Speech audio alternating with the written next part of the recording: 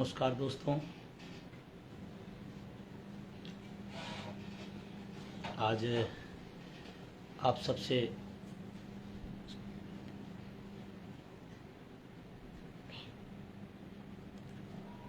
देखो अच्छे से आ रहा है, बात जा रही नहीं। बहुत सारे साथी जुड़ चुके हैं और लगातार जुड़ रहे हैं। सभी को मेरा नमस्कार, सभी को जय हिंद, जय भारत। काफ़ी दिन हो गया था आपसे बात की हुई है। यात्रा के बाद जब से लौट के आया हूँ, कई बार मन आया कि आपसे बात किया जाए, क्योंकि बहुत सारे यात्रा के भी अनुभव रहे हैं, उनसे भी आप बात करनी थी। आज क्योंकि 19 जुलाई है, बहुत सारे लोगों को पता होगा कि आज ही के दिन इस देश में बैंकों का राष्ट्रीयकरण किया गया था, जो आम पब्लिक के लिए एक बड़ा सार्थक निर्णय साबित हुआ था। और कुछ बड़े कार्यक्रम, आगामी कार्यक्रम हैं, उन पर भी बात होनी है। बहुत सारे लोगों को धन्यवाद देना है, बहुत सारे लोगों का आभार व्यक्त करना है और तमाम NMOPS के बैनर तले पूरे देश में जो कार्यक्रम चल रहे हैं, तमाम राज्यों में चल रहे हैं, कुछ बड़े कार्यक्रम होने हैं जो पूरे देश में होने हैं, उन सब पर भी आपसे बात होनी है। बहुत सारे साथी जुड़ चुके हैं, बहुत सारे साथी लगातार जुड़ रहे हैं और अच्छा लग रहा है, क्योंकि यात्रा की जो थकान थी, यात्रा तक तो बिल्कुल नहीं पता चला, लेकिन यात्रा जब ख़त्म हुई तो बहुत ही ज़्यादा असर पड़ा शरीर पर, शारीरिक रूप से। और बहुत सारे साथी जो हमारी इस यात्रा में लगातार चले थे, उन पर भी, और जिन लोगों ने यात्रा में व्यवस्था में लगे, उन पर भी एक ऐतिहासिक यात्रा साबित हुई। तो जुड़ जाएं सारे लोग, तो फिर बात शुरू की जाए विधिवत ढंग से। ज़्यादा नहीं, 2-3 पॉइंट हैं। एक तो इस यात्रा का जो अनुभव रहा है, मैं लिखना भी चाहता था, लिख नहीं पाया हूँ अभी। आने वाले समय में मैं लिखूँगा इस पर। दूसरा, इसका असर क्या रहा। तीसरा, जो निजीकरण का भूत सवार है इस सरकार पर, वो बहुत दुखदायी है। तमाम तरह से खबरें आती हैं, वो बहुत पीड़ादायक हैं।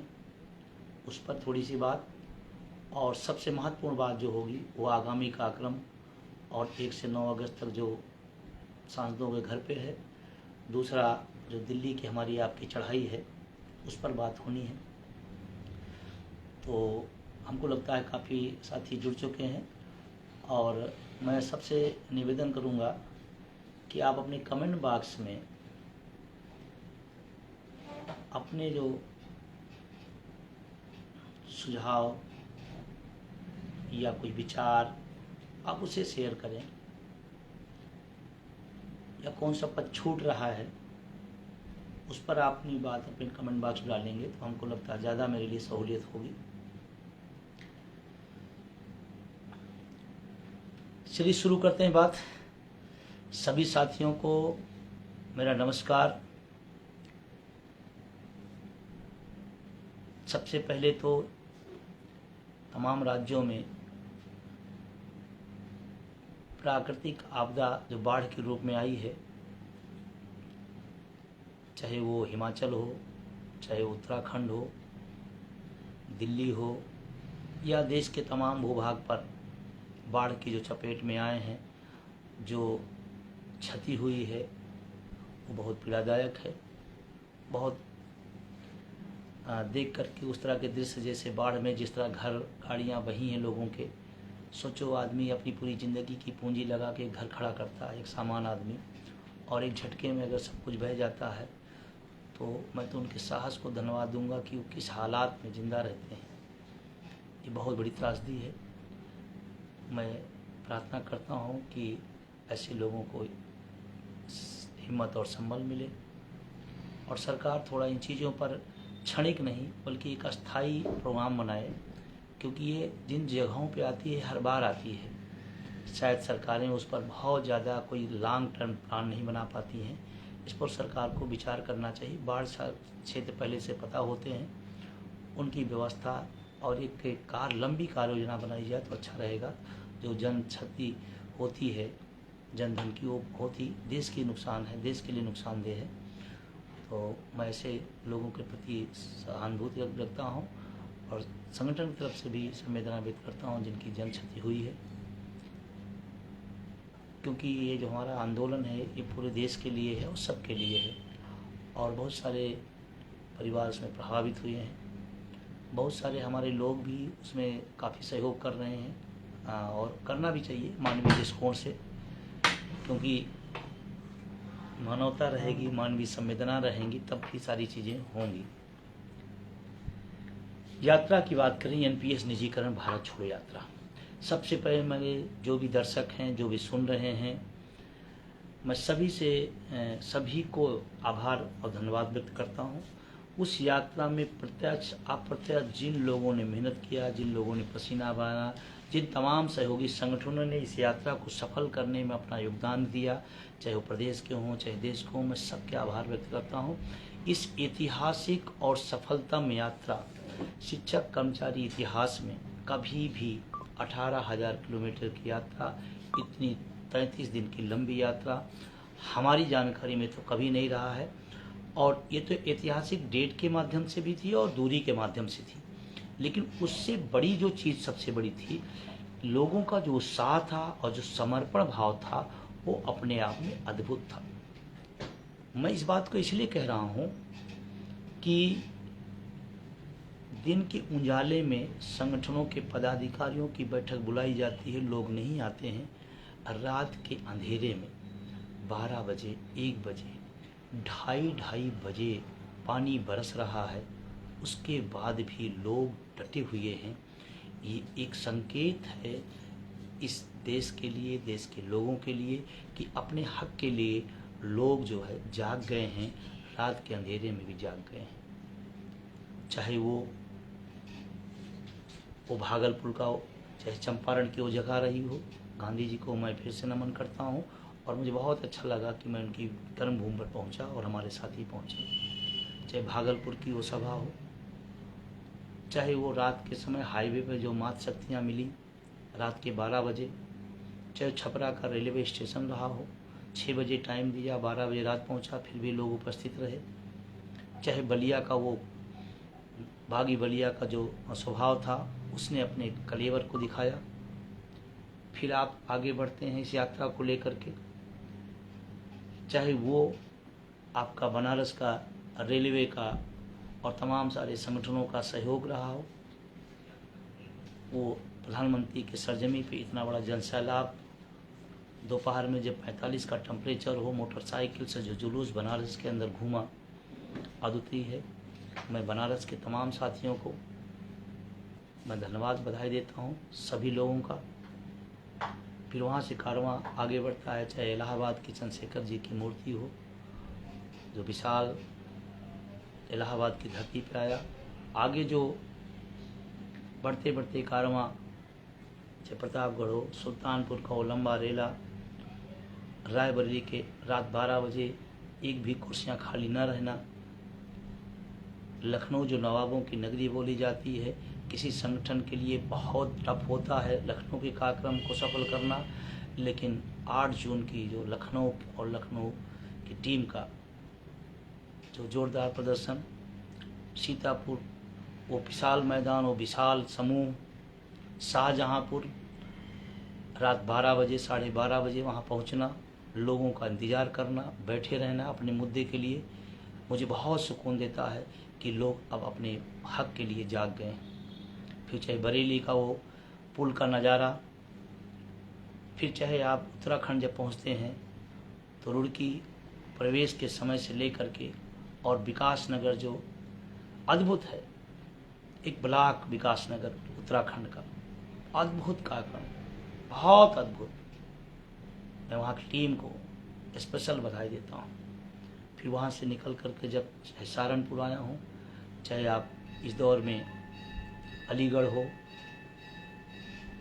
फिरोजाबाद हो और फतेहपुर ने तो सारे कीर्तिमान स्थापित कर दिए, सारे कीर्तिमान ध्वस्त कर दिए। और रात के 12 बजे फिर बांदा में,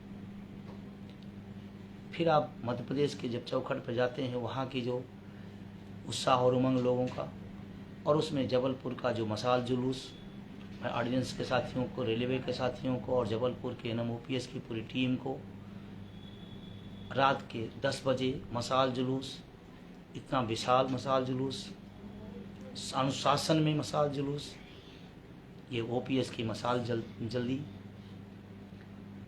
रतलाम, बेहतरीन कार्यक्रम।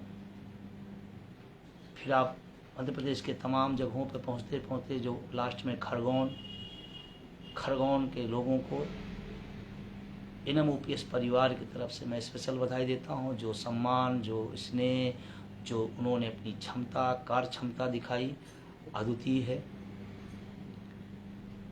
फिर हम महाराष्ट्र के बॉर्डर पहुंचते हैं, वहाँ पर वितेश जी और उनकी पूरी टीम और तमाम महाराष्ट्र की जगह जगह पर, शिवाजी की भूमि पर, और फिर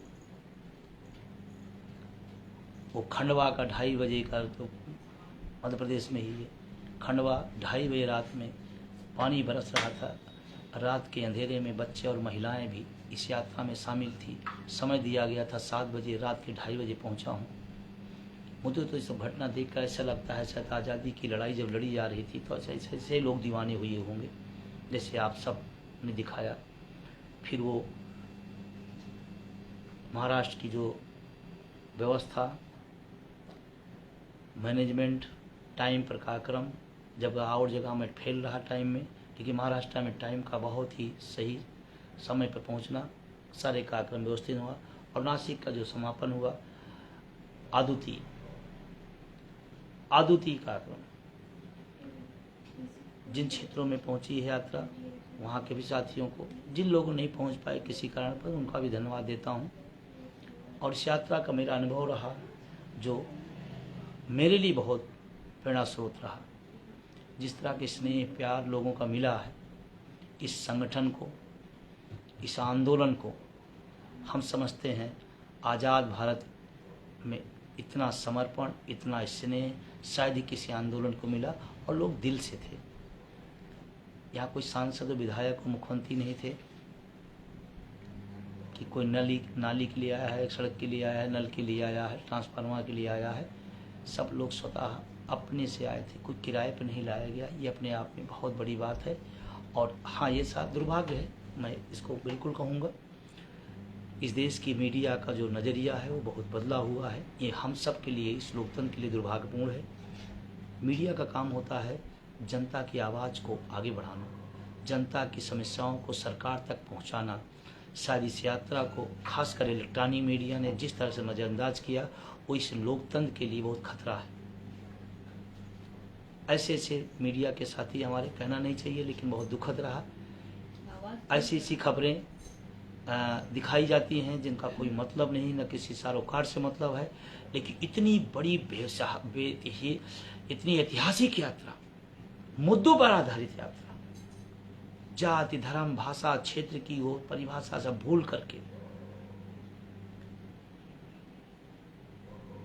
दिल्ली के जो साथी हमारे राजघाट पर व्यवस्था दिए, वहाँ पर समापन देकर सुकून मिला गांधी जी की उस भूमि पर। और चंपारण की गांधी शुरू हुआ, राजघाट तक पहुँचा। लेकिन मैं मीडिया की बात कर रहा था। ये बात मैं किसी पूर्वाग्रह से नहीं कह रहा हूँ।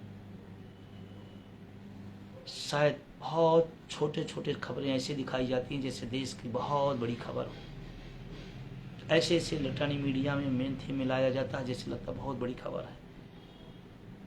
लेकिन इतनी ऐतिहासिक, इतनी बड़ी यात्रा और इतनी स्नेहपूर्ण यात्रा, रात के 2:30 बजे बरसते हुए पानी में बड़े बड़े राजनीतिक दलों की हिम्मत नहीं हो रात के 2:30 बजे मीटिंग कर ले, और उसके बाद नदारत। इसीलिए मैं बार बार आप सबसे कहता हूं कि अपने सोशल मीडिया का इस्तेमाल करिए, क्योंकि इस समय बहुत बड़ा चैलेंज है। अगर अपने हक की आवाज़ को आप नहीं लिख पाओगे, आप नहीं उठा पाओगे तो एक चैलेंज होगा। और एक बड़ी यात्रा को ऐसे नज़रअंदाज किया गया जैसे कुछ हुआ ही नहीं। 18,000 किलोमीटर कोई छोटी यात्रा नहीं होती है। और आपको एक नई लाइन आज मैं देता हूँ, इस देश में शायद राजनीतिक घटनाक्रम ही देश की सबसे बड़ी समस्या होती है। एक विधायक इधर से उधर जाता है, एक पार्टी का आदमी दूसरी पार्टी जाता है, पूरे देश की मेन मीडिया शायद उसी को समस्या मानती है, जबकि इस देश में सामाजिक सुरक्षा समस्या है, रोजगार समस्या है, महंगाई समस्या है और चिकित्सा समस्या है। इन पर शायद नहीं दिखा करके ये इधर भागे, उधर पार्टी छोड़े, इधर पार्टी, वही देश की खबर हो गई और देश का आदमी उसी में उलझा हुआ है। मैं इस यात्रा के अनुभव की बात बता रहा हूँ। आपको सचेत होना पड़ेगा और आपको ऐसी चीजों को बहिष्कार करना पड़ेगा। एक पार्टी का नेता दूसरी पार्टी में जाता, सबसे बड़ी खबर होती है। खबर ये होनी चाहिए कि 6 महीने से वैकेंसी पड़ी हुई, रिजल्ट निकला हुआ है, लेकिन ज्वाइनिंग नहीं मिली, खबर ये होनी चाहिए। इस देश के अर्धसैनिक बलों को पेंशन हाई कोर्ट के निर्देश के बाद भी सुप्रीम कोर्ट जाकर रुकवाना, खबर ये होनी चाहिए थी। देश की सीमा पर हमारा गरीब किसान मजदूर का बेटा सेना में जाता है, देश की जज्बा सेवा के लेके जाता है, उसको सामाजिक सुरक्षा नहीं देते। इस पर चैनल क्यों नहीं बोलते हैं? इस पर डिबेट क्यों नहीं होती है? इस पर सत्ता पक्ष से विपक्ष से सवाल क्यों नहीं पूछे जाते हैं? सत्ता अपनी बात बताए, विपक्ष उस आंदोलन को बढ़ाने की बात बताए। लोकतंत्र में सबका काम है। और इसीलिए मैं अपने बुद्धिजीवी साथियों से और मैं कहना चाहता हूं, जब इस तरह की समस्याएं संकट देश पर आते हैं, समाज पर आते हैं, तो सबसे ज़्यादा बड़ी भूमिका बुद्धिजीवियों को हो जाती है।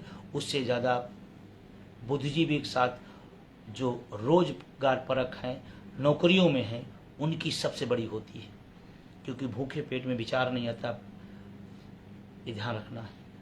तो आज अगर इस देश की जितनी बड़ी संकट हमारे आपके सामने दिख रहे, तो सबसे ज़्यादा पढ़े लिखे और नौकरी पेशा लोगों की सामाजिक और राष्ट्रीय जिम्मेदारी बनती है कि मुखर हों, बोलें, आवाज़ उठाएं, लिखें। यह आपको करना पड़ेगा, ये कहना पड़ेगा। अगर देश का बुद्धिजीवी तबका चुप हो जाएगा तो आप किससे उम्मीद करेंगे कि कोई उठाएगी बात, कोई रखेगा बात, कोई कहेगा बात? नो। NMOPS पुरानी पेंशन निजीकरण के समर्थन में और निजीकरण के खिलाफ है। पुरानी पेंशन के समर्थन में है, निजीकरण के खिलाफ है। और आज 19 जुलाई है, आज ही के दिन इस देश में बैंकों का राष्ट्रीयकरण हुआ था और उस राष्ट्रीयकरण का फायदा हुआ था कि पहले शहर में थे और उस सरकार के राष्ट्रीयकरण से गांव में बैंक पहुंचे, सुलभ हुआ गरीबों के लिए, आम आदमी के लिए बैंक सुलभ हुआ। राष्ट्रीयकरण इस देश की आम जनता का सवाल है। बैंक का निजीकरण हो जाता है तो आदमी सोचता मेरा नुकसान नहीं है, ट्रेन का निजीकरण हो जाता है तो लोग सोचता मेरा नुकसान नहीं है। अरे किसी ट्रेन का नाम लिख देने से उसके किराए बढ़ जाते हैं, सुविधाएं न बढ़े, वो जनता का ही नुकसान है। आप अच्छी बसें ट्रेन दीजिए, अच्छी बात है, लेकिन क्या इस दौर में पैसेंजर ट्रेनों की आवश्यकता नहीं है? कहना चाहता हूँ, आप चलाइए, सुविधाएं दीजिए, जितना किराया ना उसी लिए, लेकिन इसका मतलब नहीं कि पूरा भारत वही है। वो 10% लोगों का भारत है। और मैं जनता से भी के बीच में आप सबसे कहना चाहता हूँ कि रेल का निजीकरण होता है, इसका मतलब आम जनता के ऊपर भार पड़ रहा है। बैंक का निजीकरण होता है, आम जनता के पैसे को मारा जा रहा है। आज मेरे पास बैंक के कई साथियों का फ़ोन आया, उन्होंने कहा सबसे पीड़ा में सर बैंक कर्मचारी इस समय है। मैं समझता हूँ उनका दर्द, क्यों कहते हैं स्टाफ कम है, काम ज़्यादा है। सरकार की जितनी सारी योजना है सबकी बैंकों पर डाल दी जा रही है, बैंकों पर डाल दी। आप इसको करो और एक पूरा न दूसरा पूरा न चौथा नहीं 10वां। मतलब सरकारी कर्मचारी काम भी करे, सबसे ज़्यादा सरकार के उसके योजनाओं को जनता तक पहुंचाने का काम करे, और सबसे ज़्यादा निकम्मा भी घोषित करने में यही सरकारें होती हैं कि सरकारी कर्मचारी काम नहीं करता। और ये परफेक्शन जनता के बीच बैठाया जा रहा है, इसको आपको तोड़ना पड़ेगा। रेल का निजीकरण होता है, कर्मचारी का नुकसान नहीं, आम जनता का नुकसान होता है। सरकारी संस्थाएं खत्म होती है तो सिर्फ कर्मचारी का नुकसान होता है, इस देश के नौजवानों का नुकसान है। और अभी निजीकरण का जो खेल चल रहा है, अभी स्कूल को एक दे दिया गया प्राइवेट सेक्टर में, एक जिले की घटना थी। क्या सरकार फेल हो गई है? और हम आप जानते हैं कुछ सरकारी व्यवस्था फेल हो रही है और उसको अगर निजी हाथों में दिया जाए इसका मतलब सरकार की फेल हो रही है, कर्मचारी की फेल हो रही नहीं है। आप फेल हो रहे हैं, सरकार फेल हो रही है, माननीय मुख्यमंत्री और प्रधानमंत्री जी की फेल हो रही है। हम तो काम करने को तैयार हैं। बहुत बड़ा सवाल है। निजीकरण का दर्द को समझना पड़ेगा आप सबको। अभी नई शिक्षा नीति में सिलेबस में ला दिया गया प्राइवेटाइजेशन अच्छी चीज़ है, कीमतें बढ़ाना ट्रांसपोर्ट का अच्छी चीज़ है। ICSE बोर्ड के हाई स्कूल परीक्षा हाई स्कूल बोर्ड में है, भूगोल के चैप्टर में वहाँ लिखा गया नई शिक्षा नीति की प्राइवेटाइजेशन अच्छी चीज़ है, देश के हित में है, जनता के हित में है। कितना ज़्यादा झूठ पढ़ाया जाएगा। दूसरी हमारे हरियाणा के साथियों ने वीरेंद्र धारीवाल के नेतृत्व में एक बहुत अच्छी यात्रा निकाली गई, जबकि ये राष्ट्रीय कार्यकारिणी का फैसला था, पूरे देश में चलना था। बहुत सारे लोगों ने कर नहीं पाए, कुछ लोगों ने उस पर विचार नहीं किया। ये अच्छी बात नहीं है। कोई भी फैसला अगर राष्ट्रीय कार्यकारिणी होता है तो सबकी जिम्मेदारी है, सब जगह होना चाहिए।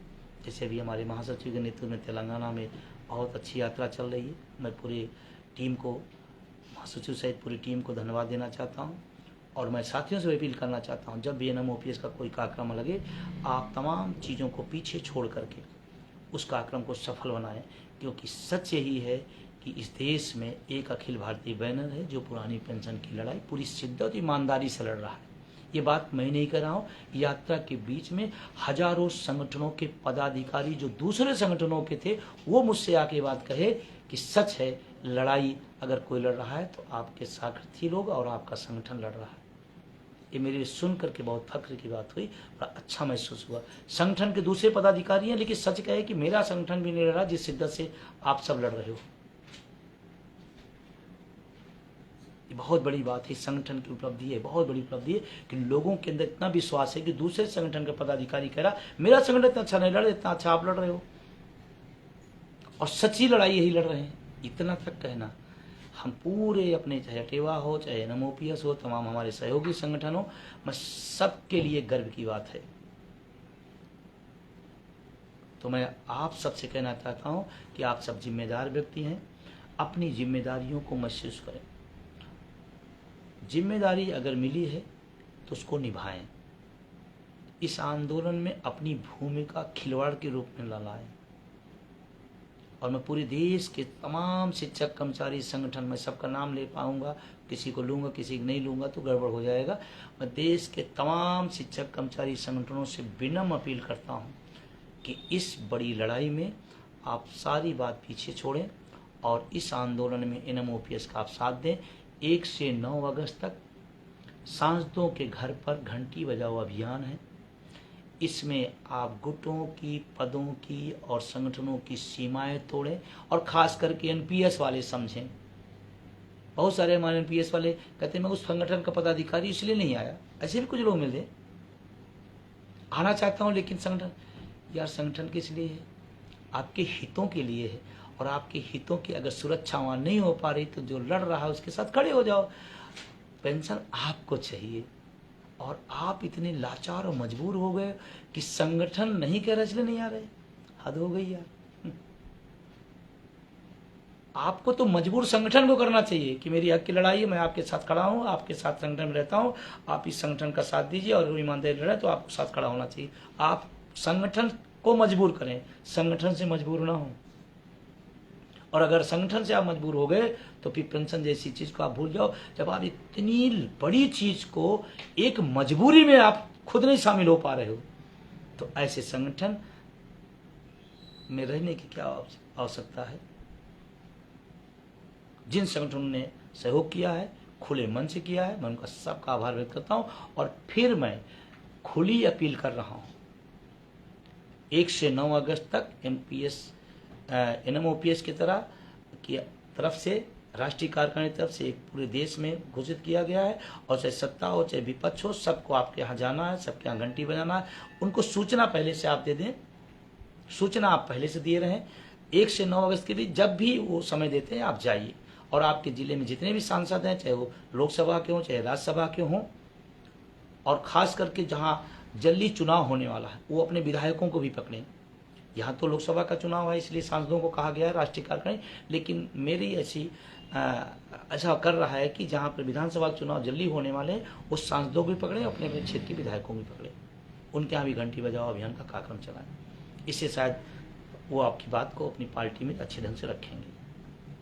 तो आगामी जो कार्यक्रम है और तमाम राज्यों में अलग अलग तरीके से और कार्यक्रम चल रहे हैं, जैसे उत्तर प्रदेश में 30 जुलाई को पहली बार किसी संगठन द्वारा नारी शक्ति पेंशन अधिकार महासम्मेलन 30 जुलाई को लखनऊ में रखा गया है, जिसमें महिलाओं की योजना होगी, परियोजना होगी, उनकी व्यवस्था होगी, वही सारा कुछ महिलाओं के ऊपर ही रहेगा। तो मैं खासकर उत्तर प्रदेश के जो मातृ शक्तियाँ हैं मैं उनसे निवेदन करूँगा आप भी अधिक अधिक संख्या में 30 जुलाई को लखनऊ आए और एक यूनिक कार्यक्रम होगा ऐसी अपेक्षा की जाती है। और फिर महिलाओं की जो भागीदारी तमाम राज्यों में रही है, लेकिन उत्तर प्रदेश में महिलाओं की भागीदारी बहुत शानदार रही। मैं मातृ शक्तियों को भी स्पेशल बधाई देता हूँ। दूसरा जो सबसे बड़ा और सवाल है 1 अक्टूबर, ज़्यादातर प्रयास करें ट्रेन से, अधिकतम प्रयास करें ट्रेन से, और जो भी साथी ट्रेन के टिकट मिल जा रहे हैं, सीटें मिल जा रही हैं, आप उसको कराएं। अगर वेटिंग है तो आप खिड़कियों से टिकट ले लें, वेटिंग ही ले लें, लेकिन खिड़कियों से लें, ऑनलाइन नहीं लें। खिड़कियों से लेंगे तो आप उसमें अथराइज होंगे और जो भी ट्रेन दिल्ली जा रही है वो आपको दिल्ली पहुंचाएगी। थोड़ा कष्ट भी होगा, सह लिया जाएगा। बुढ़ापे की उस दर्द से तो जवानी में ये दर्द बहुत छोटा होगा। दूसरा तमाम सारी समस्याएं आती हैं, आर्थिक समस्याएं। तमाम राज्यों में NMOPS का एक विशाल परिवार है, अपने अपने स्तर से तमाम तरह के सहयोग करते रहते हैं लोग। मैं कहता हूं कि आप ज़रूर सहयोग करें। अगर इस लड़ाई को आप जीतना चाहते हैं, आप इस लड़ाई को, इस बुढ़ापे की लाठी को आप पाना चाहते हैं, तो आपको सहयोग करना पड़ेगा। अगर आपकी लड़ाई आप नहीं करेंगे तो फिर कौन करेगा? और जो लोग दिन रात तमाम संगठनों के, तमाम देश के, प्रदेश के, ज़िले के, ब्लॉक के जो पदाधिकारी दिन रात भागते हैं, आप उनका अंदाज़ा लगा लो तो कई हज़ार का पेट्रोल फूंक देते हैं और आपके पास 100-200 रुपये के लिए जाते हैं तो आप कहते हो कि 200 क्या होगा, क्यों होगा? आप सोचो, साल भर के लिए 200 रुपये अगर लिया जा रहा है और आपके बुढ़ापे की लाठी, और NMOPS 365 दिन काम करता है। एक संगठन पूरे देश के अंदर है जो 365 दिन काम करता है। किसी राज्य में कुछ चल रहा है, किसी राज्य में कुछ चल रहा है, कहीं पर कुछ चल रहा है। 365 दिन इस पुरानी पेंशन की लड़ाई लड़ रहा है NMOPS और उसके सहयोगी संगठन। कोई छोटी बात नहीं। और आप सोच के देखो, इतनी बड़ी लड़ाई को इतने हल्के में आपको मिल जा रही है। और NMOPS के पास उपलब्धियां हैं। तमाम शिक्षक कर्मचारी संगठन में नाम नहीं लेना चाहता हूं, बिना उपलब्धियों के आपसे 1000 गुना ले जाते हैं और उनके कार्यकाल में उपलब्धियां घटी हैं, बढ़ी नहीं है। NMOPS ने तो आपको 4-4, 5-5 राज्यों में परिणाम दिया है। आने वाले टाइम में और आएगा। फिर आप इतनी हिचक क्यों? आप देखो, अपने ब्लॉक में देखो, एक ब्लॉक का पदाधिकारी भागता है, दौड़ता है दिन भर। सोचो आप, वो कितना पेट्रोलिंग खर्चा कर रहा है, क्या के लिए उसको पेंशन मिलेगी? और आप चंद रुपए के लिए उसे 1000 सवाल पूछते हैं। अरे आपको तो ये कहना चाहिए, ये तो आपने कम रखा, हमसे आप ज़्यादा ले जाओ, आप बहुत अच्छी लड़ाई लड़ रहे हो, हम समय नहीं दे पा रहे, हम घर से निकल नहीं पा रहे, आप तो लड़ रहे हो, आप तो और करो और ले जाओ आप, तो अच्छा लगे उस व्यक्ति को भी, उस जिले के पदाधिकारी को भी, उस प्रदेश के पदाधिकारी को, उस देश के पदाधिकारियों को हिम्मत बढ़ेगी कि हम जिनके लिए लड़ रहे हैं वो हमारे साथ खड़े हैं। और अभी बड़ी रैली होनी है, तमाम सारी जिम्मेदारियां हैं, तमाम सारे खर्चे होंगे। अभी हम बहुत जल्दी अपनी राष्ट्रीय कार्यकारिणी की बैठक बुलाएंगे, उसमें तमाम सारी जिम्मेदारी बांटनी है, तमाम लोगों को काम देना है, क्योंकि समय बहुत नहीं रह गया है, कम रह गया है। तो दिल्ली की व्यवस्था के लिए, उसके मैनेजमेंट के लिए, उसकी आर्थिक व्यवस्था के लिए ये बहुत जल्दी राष्ट्रीय कार्यकारिणी बैठक होगी, उसमें तमाम सारी जिम्मेदारियां बांटी जाएंगी। और आप सब दिल्ली की पूरी ताकत के साथ आएँ। इस सरकार 24 के लोकसभा चुनाव का ये 1 अक्टूबर बहुत कुछ निर्णायक होगा। और ध्यान रखना, आप दिल्ली 2-2, 3-3 बार आए हो, पूरे देश के लोग आए हैं, बहुत बड़ा MOPS को सहयोग और प्यार मिला है। लेकिन तब आए थे जब ये आंदोलन शुरू हो रहा था और परिणाम के नाम पर कुछ नहीं था। तब आपने कई कई लाख दिल्ली आए थे। आज तो आपके पास परिणाम है और सरकार इस आंदोलन को समझ गई है और इस मुद्दे की ताकत को समझ रही है। आपकी गतिविधियों पर आपके संगठन का नज़र हो या ना हो, आपके पदाधिकारी या आपके समर्थकों पर नज़र रखते हो ना रखते हो, आपके आंदोलन का सरकार पूरी नज़र रखती है। कई जगह से लगातार फ़ोन आ रहे हैं, कितनी संख्या आ रही है, कैसे आएंगे, तमाम तरह की और जानकारियाँ तमाम जगह से फ़ोन आते रहते हैं। हमारे और हमारे तमाम सारे पदाधिकारी इन तमाम चीज़ों को फेस करते हैं, बहुत सारे दर्द सहते रहते हैं, बहुत सारी चीज़ आप तक नहीं लाइव कही जा सकती है। तमाम पीड़ाओं के बाद इस आंदोलन को लोग लेकर चल रहे हैं।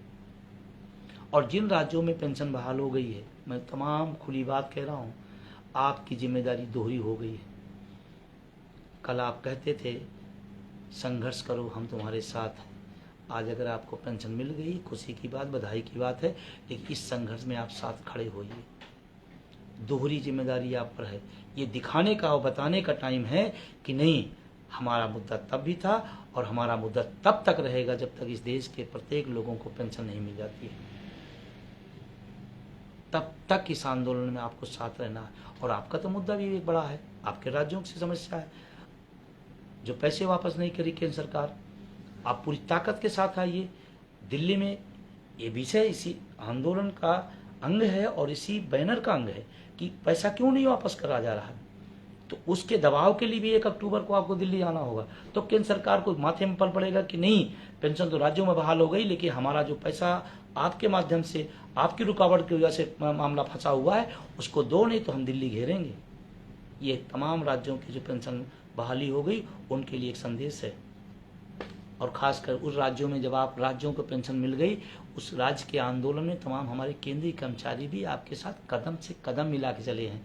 आप राज्य के नाते पेंशन पा गए, लेकिन वो केंद्रीय कर्मचारी नहीं पाया है, वो आपके साथ पसीना बहाया है और आज उसकी लड़ाई है, उसके लिए है, तो आपको भी पसीना बहाना पड़ेगा। और ये सवाल लोगों के बीच में आया, क्या उन राज्यों से लोग आएंगे? और अधिकतम आए, प्रयास करिए जितने लोग आ सके आए, क्योंकि लोकतंत्र में संख्या बहुत मायने रखती है। अरे हम लोग तो मामूली लोग हैं, कर्मचारी हैं। जब देश के प्रधानमंत्री और मुख्यमंत्री किसी पार्टी के हों, उनको अपनी ताकत दिखानी होती है, तो उनके पास भी यही होता है कि एक बड़ी रैली करो, जिससे पता चले कि हमारा जनाधार इतना है। तो आप अपने हक के लिए इस लोकतंत्र में मुंडी ही गिने जाते हैं। और वोट फॉर OPS का अभियान क्लियर कट है।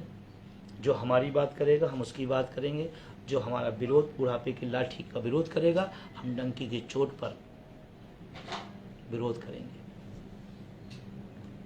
क्यों? हमारा संवैधानिक हक है। और मैं तो कहना चाहता हूँ, एक सवाल भी मैंने यात्रा में कहा था, अर्धसैनिक बलों को पुरानी पेंशन न देना कौन सा राष्ट्रवाद है? सोच के देखो, उनको शहीद बोला जाता है, शहीद का दर्जा नहीं है। सोच के देखो, उनके बलिदानों पर बड़ी बड़ी भाषण दी जाते हैं, लेकिन उनकी सामाजिक सुरक्षा पर कोर्ट का सहारा लेकर रोका जाता है। ये देश के अर्धसैनिक बलों के साथ अगर ये हो रहा है, तो सोच के देखो कि बाहरकी के बारे में क्या नजरिया होगा सरकारों का। और मैं देश के प्रधानमंत्री जी से बड़ा विनम्रतापूर्वक निवेदन करना चाहता हूँ, इस मैटर को नज़रअंदाज ना करें। पुरानी पेंशन की बहाली को नज़रअंदाज बिल्कुल ना करें,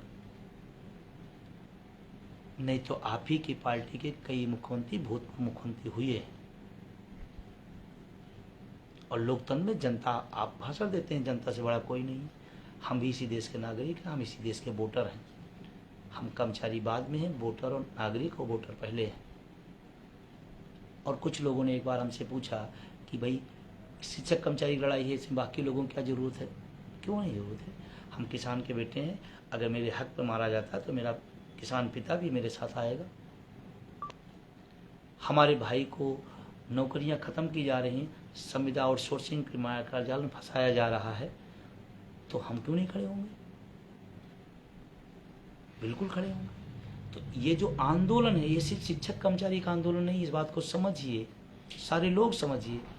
आप अपने बच्चे को पढ़ा रहे नौकरी के लिए, संस्थाएं खत्म, नौकरियां खत्म, क्यों नहीं लड़ेंगे आप? निजीकरण के खिलाफ क्यों नहीं खड़े होंगे आप? खड़ा होना चाहिए। जिन घरों में बच्चे में नौकरियों में नहीं या नौकरियों में प्रयास कर रहे हैं, उसको भी इस आंदोलन समर्थन करना चाहिए। किसान को, नौजवान को भी इस आंदोलन का समर्थन करना चाहिए। और जैसे मुझे अभी थोड़ी जानकारी हुई है, मुझे अच्छा लगा, हरियाणा में हमारे धारीवाल जी की तरफ से स्पेशल प्रयास हो रहा है कि तमाम सारे उनके यहाँ जो और पंचायतें हैं उसका भी सपोर्ट उनको मिल रहा है, और अच्छी बात है। किसान घर से हम लोग आए हैं, हमारे हक पे मारा जाए तो हमारे जो गार्जियन हैं किसान, वो भी हमारे साथ खड़े होना पड़ेगा। क्योंकि जब पेंशन हम पाएंगे तो अपनी पेंशन से अपने परिवार को ही तो पालेंगे पोसेंगे, तो परिवार क्यों नहीं संघर्ष में खड़ा होगा? तो भाई भी खड़ा हो, नौजवान भी खड़ा हो, किसान भी खड़ा हो। इस आंदोलन के जीतना बहुत ज़रूरी है। और ख़ास करके मैं बार बार कहता हूँ कि इस देश के अर्धसैनिक बलों को पेंशन नहीं दी जा रही है, उसके खिलाफ साजिश रची जा रही है। ये देश के प्रत्येक नागरिक का कर्तव्य है इस आंदोलन की सफलता में अपना भूमिका निभाएं। क्योंकि मैं कहना चाहता हूँ कि अर्धसैनिक बलों को पेंशन कौन नहीं पसंद करता? एक हिंदुस्तान के एक नागरिक हाथ नहीं उठाएगा जो कहेगा नहीं अर्धसैनिक बलों को पेंशन न दी जाए। एक आंगुली नहीं उठेगी, एक हाथ नहीं उठेगा। इसका मतलब सबके सब लोग समर्थन में है, तो समर्थन में है तो सहयोग भी करें। और 1 अक्टूबर की रैली बहुत विशाल होगी। जिस तरह की खबरें आ रही हैं, जिस तरह के रिजर्वेशन आ रहे हैं, जिस तरह की तैयारियां चल रही हैं अपने अपने लेवल पर लोगों का, सारे के सारे लोगों की तरफ से जो सूचनाएं हैं, एक विशाल रैली होने जा रही है 1 अक्टूबर को। और तमाम संगठनों से मेरी अपील है, 1 अक्टूबर MOPS जारी किया, आप कर्मचारी ये चाहते हैं तो आप अपना समर्थन कर दीजिए। उसके पहले कोई लगा रहा है, कोई कुछ लगा रहा है, कोई कुछ लगा रहा है। मतलब 1 अक्टूबर के पहले सारे संगठन लग गए हैं कि दिल्ली आ जाए। टुकड़े टुकड़े में लेकर क्या करेंगे भाई? और इतनी क्षमता थी तो 19 साल क्यों लगे, मेरा सवाल है। और विभाग अगर करा लेते तो विभाग, इस देश में बहुत सारे बड़े बड़े और ताकतवर विभाग थे, क्यों नहीं खत्म, क्यों नहीं हो गई वहाँ पेंशन? आप बांटिए नहीं, आप इधर उधर आंदोलन को गुमराह नहीं करिए प्लीज। मैं सबसे बड़ी अदब और विनम्रता से कहना चाहता हूँ, 1 अक्टूबर की आप अगर तैयारी कराते हैं, 1 अक्टूबर का समर्थन करते हैं, तो आप समझिए कि आप पुरानी पेंशन के समर्थन में खड़े हैं। अदरवाइज आंदोलन को आप इधर उधर करने की तैयारी, और इसके अलावा कुछ नहीं। और ये खासकर नौजवानों को बात समझनी पड़ेगी। जब 1 अक्टूबर घोषित हो गए, उसके पहले भी बाद में घोषित हुआ और बीच पहले घोषित कर लिए गए। क्यों घोषित कर लिए गए? आप कहते ना ये सब लोग एक आए, तो एक आह्वान था तो आप बड़ा दिखाते, बड़े थे, बड़ा दिखाते और आते समर्थन में। और मन से NMOPS का सबके लिए खुला है, जो भी समर्थन करेगा सबका सम्मान है। पूरे देशवासियों से मेरा विनम्र अपील है, 1 अक्टूबर की पूरी तैयारी करें। ये आंदोलन विजय बंधु का, ये आंदोलन तमाम पदाधिकारियों का नहीं है, ये आंदोलन आपका है। पूरी ताकत और पूरी हिम्मत और पूरे संबल के साथ आप 1 अक्टूबर को दिल्ली पहुँचें। हाँ, दिल्ली के आंदोलन में आप जब आते हैं तो मेरा विनम्रतापूर्वक निवेदन है कि हम अनुशासन और शांतिपूर्ण ढंग से करेंगे, क्योंकि देश मेरा है, ये संविधान हमारा है, ये देश लोकतंत्र हमारा है। हम लोकतांत्रिक तरीके से अपनी बात सरकारों से, प्रधानमंत्री से, सारे लोगों से कहेंगे।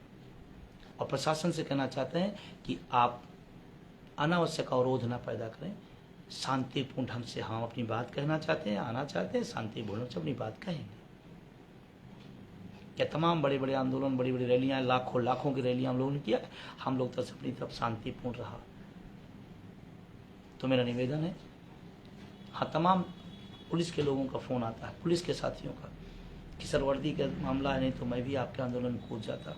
बहुत अच्छी लड़ाई लड़ रहे हैं। और पुलिस के साथियों से मैं स्पेशली और कहना चाहता हूँ, पूरी जवानी ये सरकार ले लेगी, बुढ़ापे में NPS का कटोरा पकड़ा देगी। और पुलिस वालों को भी दर्द मैं समझता हूँ, बहुत पीड़ा में है वो लोग, बहुत पीड़ा में है, कह नहीं पाते। हम सब तो अपनी बात कह भी लेते हैं, और सरकार तो अब कहने पर भी पाबंदी लगा रही है।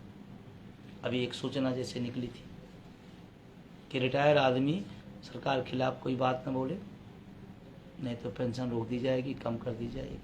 ये लोकतंत्र की हत्या है, लोकतंत्र की हत्या है। सरकारों की खिलाफत करना लोकतंत्र का चैप्टर है। सरकार की आलोचना देश की आलोचना नहीं होती है। प्रधानमंत्री की आलोचना राष्ट्र की आलोचना नहीं होती है। अगर होती तो आप भी तमाम राज्यों में जाके मुख्यमंत्री की आलोचना करते हैं तो फिर उसको भी जोड़ दिया जाए कि उस राज्य की आलोचना कर रहे हैं। ये लोकतंत्र की भाषा है, ये लोकतंत्र का खूबी है और ये होना चाहिए। सहमत असहमत कोई बहुत बड़ी बात नहीं है, लोकतंत्र की खूबी है। तो मैं सबसे पुनः निवेदन करते हुए अपनी बात को खत्म करूंगा कि जो NMOPS द्वारा आगामी कार्यक्रम है और 1 से 9 अगस्त का जो कार्यक्रम है उसको बहुत शांतिपूर्ण ढंग से आप जाएंगे, वहाँ सूचना पहले से आप दे देंगे। उनके जो भी स्टाफ है या वो सांसद जी हैं उनसे आप बात कर लेंगे, सूचना आप दे दें।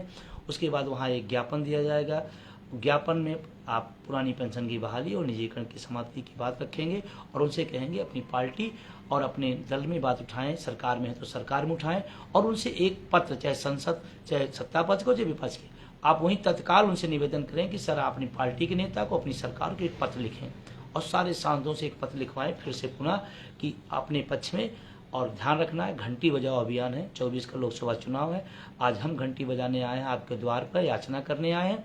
आप अगर हमारी बात नहीं सुनो, 24 का लोकसभा चुनाव है, फिर लोकसभा चुनाव में घंटी बजेगी, ये भी ध्यान रखना है। तो मेरा निवेदन है कि कार्यक्रमों को फोकस करें। 1 से 9 अगस्त को थोड़ी सी भी मैं देख रहा हूँ जिस तरह से शिथिलता है, इसको थोड़ी सी और सारे लोग साथी इसको स्पीड पकड़ाएं। 1 से 9 अगस्त तक के कार्यक्रम बहुत ही यूनिक है और हर राज्य में होना चाहिए, हर सांसद के द्वार पर होना है। इस बात को ध्यान रखें। पूरे देश के तमाम राज्यों के तमाम राष्ट्रीय पदाधिकारियों से अपने अपने राज्यों में समीक्षा कर लें कि ये कार्यक्रम कितना अभी तक पहुंच चुका है, सूचनाएं पहुंच चुकी हैं नहीं पहुंच चुकी हैं।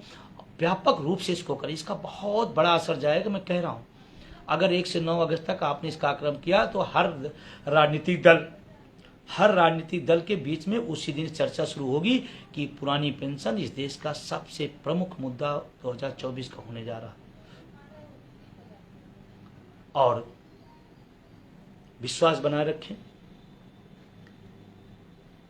लास्ट कहूंगा कि हमारा मुद्दा पुरानी पेंशन, इतना याद रखना है। हमारा बैनर NMOPS है। 2 बातें याद रखिए, बाकी चीजें कोई मायने नहीं रखती हैं। तमाम चीजें संगठन है, तमाम चीजें होती जाती रहती हैं, लेकिन आपको अपना मुद्दा, अपना बैनर याद रखना है। और मैं फिर कह रहा हूं, अगर आपने इन कार्यक्रमों को सफल किया तो 2024 के पहले पर संभव है कि पुरानी पेंशन आपको मिल जाएगी। ये आपके ऊपर निर्भर करता है कि आप कितनी शिद्दत से इस दौर में जो टाइम बचे हैं आप अपना पसीना बहा लेते हैं। और किसी एक की जिम्मेदारी, हर उस शिक्षक कर्मचारी की जिम्मेदारी है, उसको आना पड़ेगा, खड़ा होना पड़ेगा और लड़ने वालों का साथ देना पड़ेगा। और लड़ कोई अगर इस देश के अंदर इस ईमानदारी से रहा तो NMOPS के साथ ही उनके सहयोगी संगठन और जो लोग अभी बाहर हैं उनसे भी मेरा निवेदन है, सहयोग करें। 1 अक्टूबर को सबका स्वागत है, सब लोग आए। हम किसी संगठन, किसी व्यक्ति का नाम ले, उससे बेहतर है पूरे देश के जितने भी शिक्षक कर्मचारी संगठन है, सबकी खुली अपील करता हूं कि सारे के सारे लोग इस आंदोलन में भाग दें। आप सबने मुझे सुना, बीच में फिर हम मिलते रहेंगे, बातें होती रहेंगी। आप सबसे लास्ट निवेदन कि सोशल मीडिया पे थोड़ा सा लिखना पढ़ना शुरू करें, अपने मुद्दे के पक्ष, किसी के पक्ष निगेटिव न लिखें। अपना मुद्दा, अपना आंदोलन, अपना संगठन और इतनी ऐतिहासिक यात्राएं जो निकली हैं उस पर भी आप लिख सकते हैं। आप लिखते रहें क्योंकि मेन थीम की मीडिया इस आंदोलन को पीछे करना चाहती है। आने वाले टाइम में और आपके खिलाफ तमाम चीजें लाई जाएंगी, आप पहले से अलर्ट रहना। ये सब चीजें होंगी, संगठनों के अंदर तमाम दिक्कतें पैदा की जाएंगी। जब आंदोलन बड़ा होता है, खड़ा होता है, किसी लिए चुनौती बनता है तो संगठन को और आंदोलन को भी तरह तरह कमजोर करने के बहाने बनाए जाते हैं और तरह तरह की चीजें लाई जाएंगी। आप इन सब से सचेत होकर एक बात याद रखना, NMOPS पुरानी पेंशन के लिए है और हमारा मुद्दा पुरानी पेंशन है। हमें एक दिशा में NMOPS के साथ खड़े होना है। शुभ रात्रि, बहुत बहुत धन्यवाद। तमाम साथियों का जो लगातार कमेंट आ रहा है उन सबको भी शुक्रिया। और मेरा निवेदन है कि आप इस फेसबुक लाइव को अपने हर व्यक्ति तक, हर ग्रुपों तक इसको कॉपी पेस्ट करके आप पहुंचाएंगे, जैसे पूरे देश के अंदर संदेश जाए और 1 अक्टूबर ऐतिहासिक होगा, इस संदेश लोगों तक पहुंच जाए। लोग तैयारी करें, हम सब मिलेंगे, इसको सभी लोगों तक पहुंचाएं, ये मेरा निवेदन है। बहुत बहुत शुक्रिया, धन्यवाद।